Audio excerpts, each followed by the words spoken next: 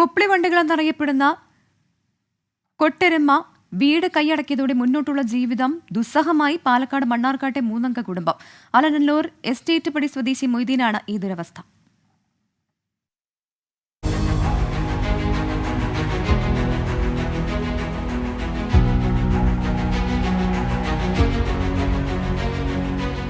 മൊയ്തീന്റെ വീട്ടിലെ എല്ലാ ഭിത്തികളിലും ഇതാണ് അവസ്ഥ. എവിടെ നോക്കിയാലും കൊട്ടൊരുമകൾ.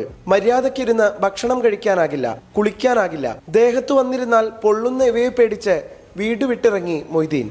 ഇപ്പോൾ ബന്ധുവീട്ടിലാണ് താമസം. ചൂട് കമ്മിയാവുന്നത് വരെയും മഴക്കാലം തുടങ്ങുന്നത് വരെ ഇതുണ്ടാവും. ഒരു 3-4 മാസം ഒന്നും വീട്ടിൽ താമസിക്കാൻ പറ്റില്ല.